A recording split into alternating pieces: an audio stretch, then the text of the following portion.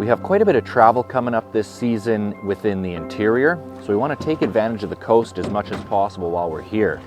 And of course, the more time I spend in the Northwest, the more secret little spots I'm told about. We're going to try and get to at least a few of them. So this week we're pointing our compass out of the city and off the highway.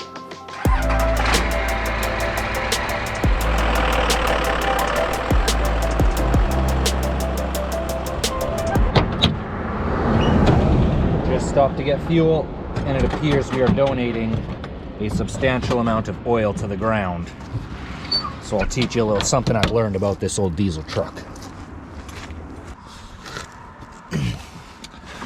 This old 12 valve is a bulletproof engine, incredibly reliable, super efficient. It'll drive itself right into the grave, but it'll also rattle itself to absolute pieces. So if you're not constantly checking your bolts, they'll basically just fall right out. And that is kind of what's happened here. The vacuum pump gasket is completely destroyed, and I wasn't really sure what I was going to do to reseal this thing. And then I remembered when I left Williams Lake, I had a small oil leak that I thought was the vacuum pump. So before leaving town, I bought a complete vacuum pump reseal kit, and it comes with the freaking gasket. I cannot believe it. I often feel like I over prepare for some of these trips, and I never end up breaking into my spare parts.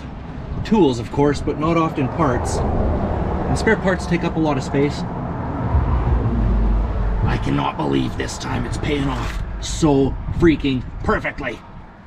Because it's a Sunday and it's a long weekend, and I don't feel like living in this parking lot for 4 days. The vacuum pump that's in this truck is actually new. I did it when I was going through the build, but it's a remarkably expensive component, like $500 to $700. So I went with the Amazon special, and the pump itself has been working fine, but the gasket was just a paper gasket. This kit that I brought with me was Cummins specific. This gasket is way better quality. Bye! Bye, it's great to meet you guys. People often comment about how rust-free this truck is, and it's because 12 valves, they actually like to leak a little bit of oil. And if you just let them leak it, it's basically just a rust protector. I think that should do the trick.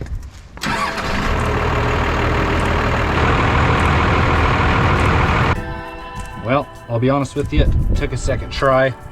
Somebody didn't properly clean the sealing surface, but replenished the lost fluids, and we're ready to hit the road.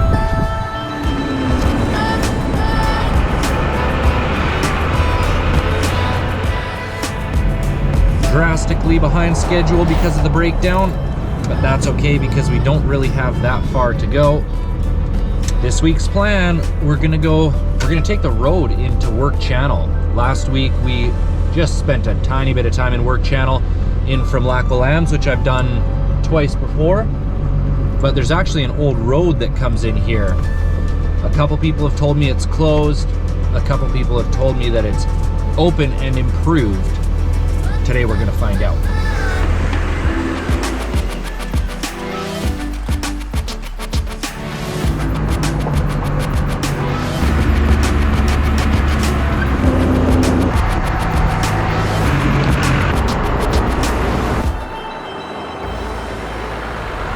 Ladies and gentlemen, this is your captain speaking. Welcome to Destination Adventure Flight 69. If you take a look out the right window, you're gonna see some potholes.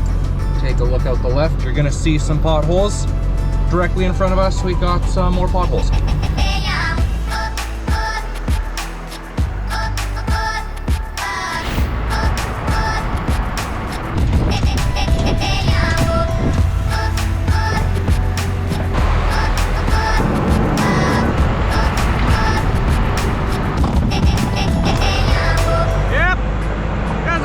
Diesel-powered mountain climber.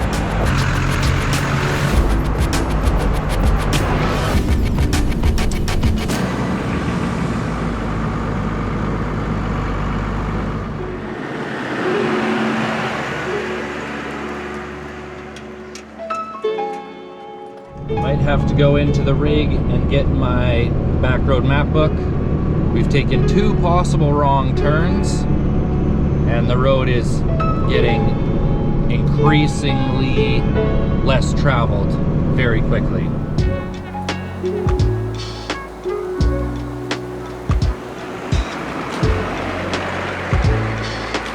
Well, we have made it, which is exciting. It was just as easy as everyone said, but the directions were entirely wrong.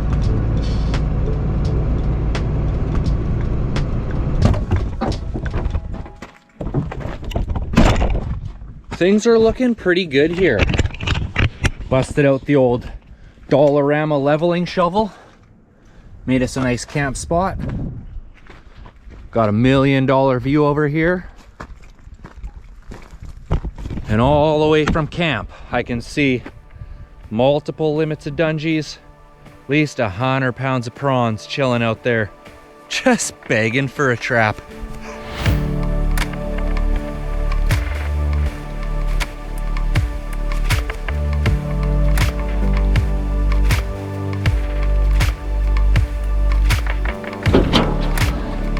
Basically, the only downfall to this camping spot is it's like a mile away from the boat launch.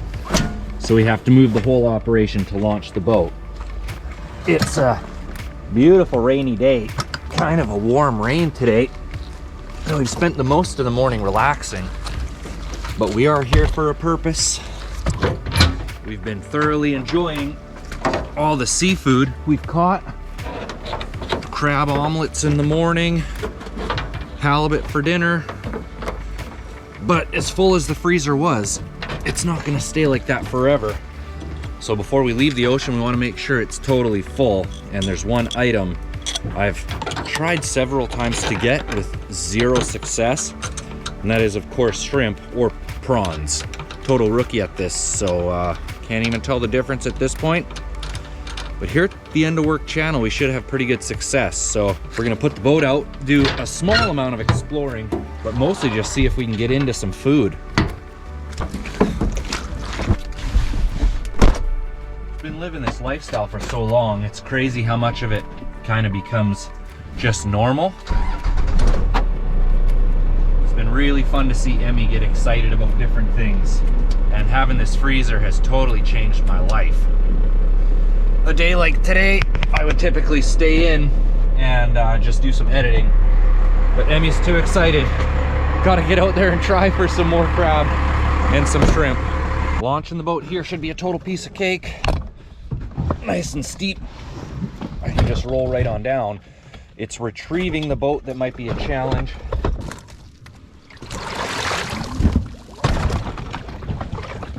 My lack of success getting prawns basically comes from not going deep enough, because I've been told you need to be at least 200 feet deep. The thing is, we need to use leaded rope here, and it's quite expensive. So we're going down to 1 crab pot. I've taken 100 feet of rope off the other one. So we should be at a depth of like 250 feet. 4x4 style boat launch.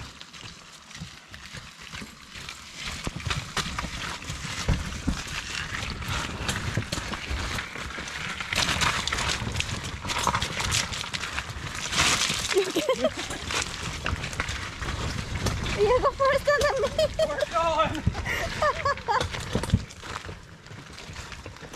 I couldn't follow you. Oh, piece of cake. Here we go. Ready for a great day on the water.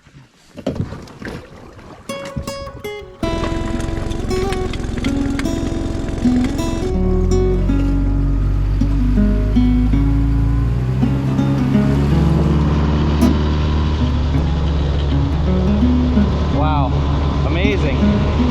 Everyone told me almost certainly we'd do really well crabbing here. I'm losing faith a little bit. It's a really steep drop off. We're going from like 15 feet to 80 feet in about 50 feet. Sitting right here at 80 feet on a high tide. Basically perfect. Just like that.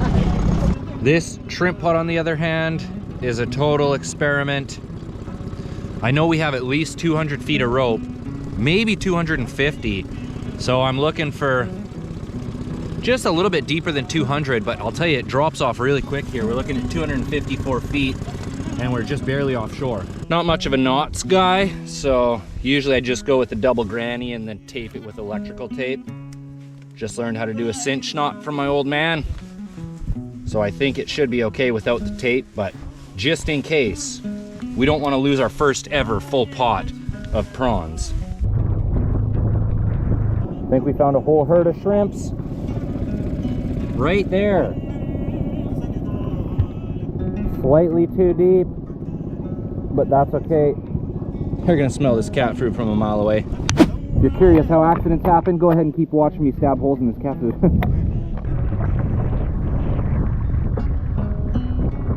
You can see it down there on the bottom. Looks like we had just enough rope.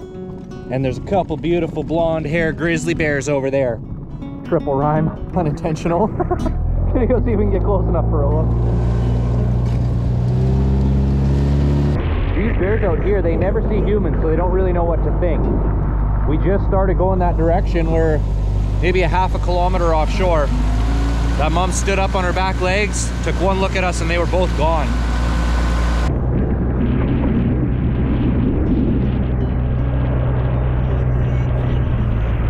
Not doing a whole lot of exploring today, but there's a little channel that goes off over here. I definitely want to check it out.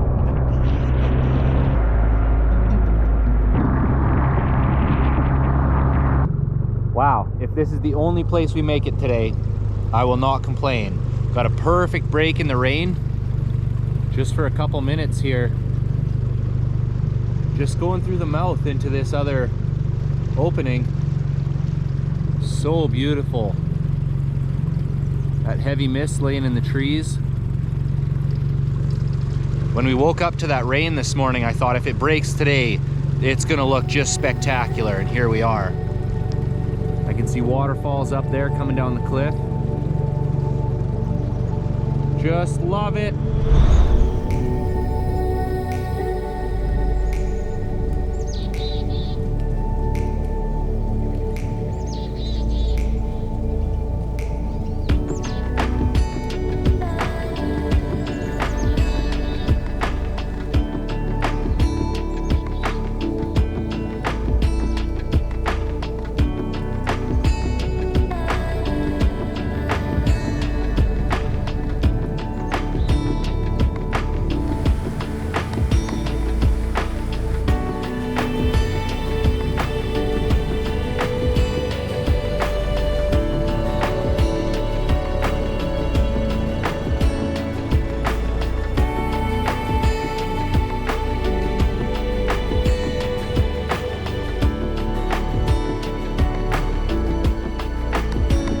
The rain is just settling back in here, but it does not get better than this.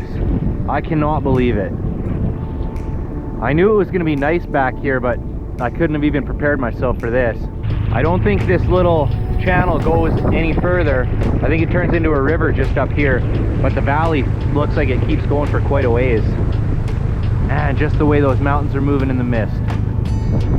Well, I guess the mist is moving in the mountains. Some interesting geology in the mountainside here. There's a recent landslide that came down, and look at all the quartz veins bumped out like the veins on an arm. Woo! Yeah, get out of here, you friggin' mountain.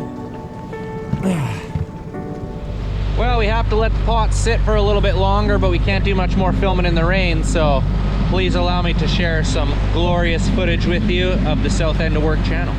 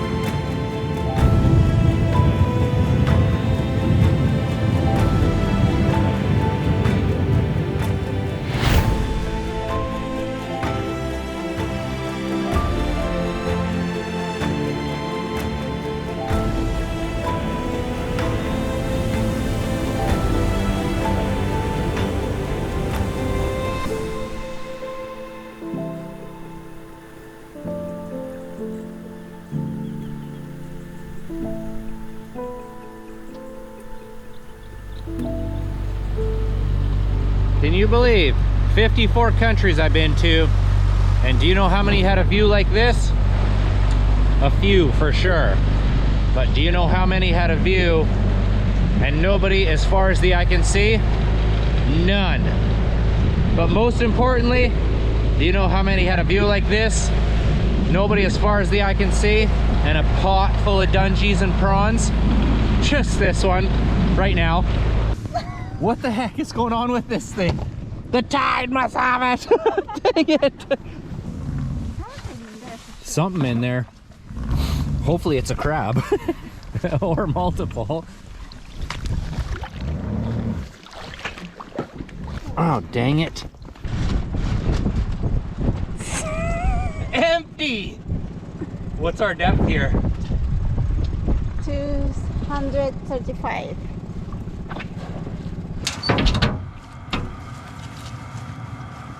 It's been several hours. Traps are probably full to the brim. Good thing, because we're basically starving to death. We're gonna pull them once tonight and then leave them overnight. Hoping for at least one prawn. First one I'll have ever caught. And I've tried quite a few times now. But we're allowed to keep 125 each, so more than one would be ideal. Look at the friggin' boat launch we're dealing with here. Things might get a little interesting. Oh, black bear over there.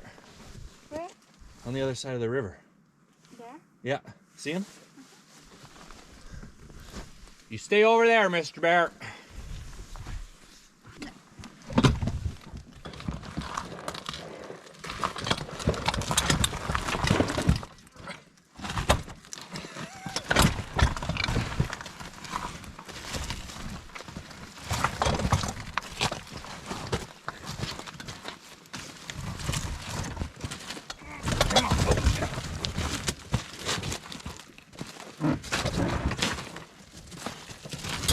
Double rock.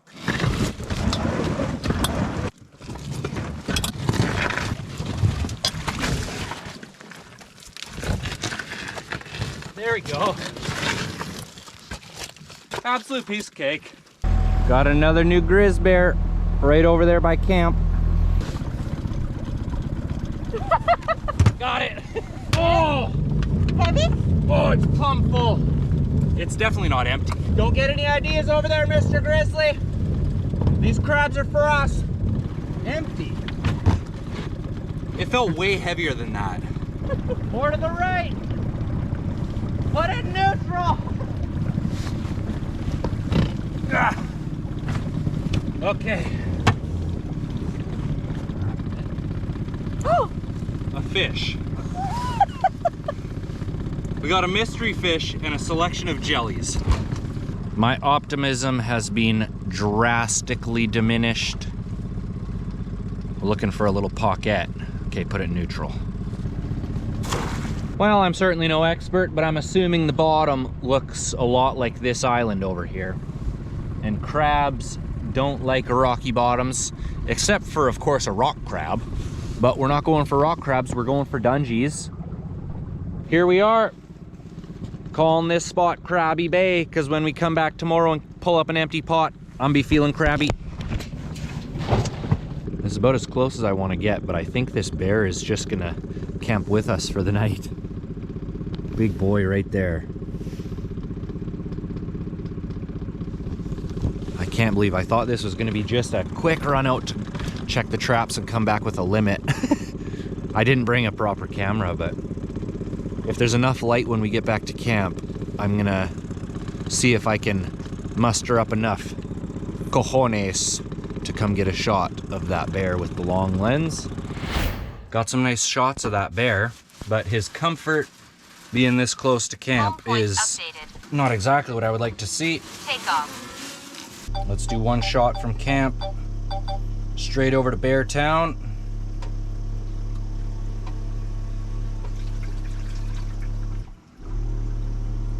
There he is. I see. With the amount of bears poking around camp last night, I am quite worried about the boat. I'm very diligent about not cleaning fish in there, but yesterday we did have chicken on the floor, cat food on the tubes, and a dense population of springtime hungry grizz. But it's looking pretty good.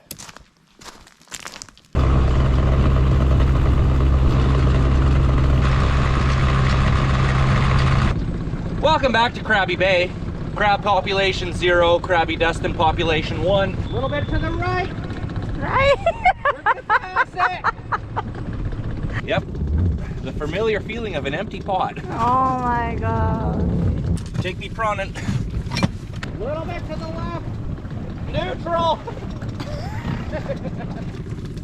Oh! Oh! Oh my god! There's 3 prawns and a fish. What the heck is that thing? Crawfish? Small. Excuse me? Does anybody know what this thing is? Looks like a freaking lobster. Oh. Is that a crawfish? It looks also like a crawfish. Wow. Cute. Going back. Whatever it is. Watch them swim. Pretty bad Ooh, swimmer. wow.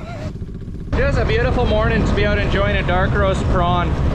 I'm more of a double-double kind of guy, but this one's a triple. This is our final attempt. We've taken all the rope off the crab traps, put in the rest of the cat food, put in all the crab bait, and we're sitting down in a pocket at 346 feet. There's 100 feet. 200 feet. 350 feet.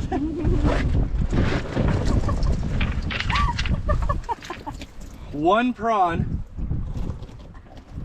2 prawns, and no chicken. Wow. What happened to chicken? We should have pulled it sooner. I bet all the prawns left. Because there's no more bait left in there.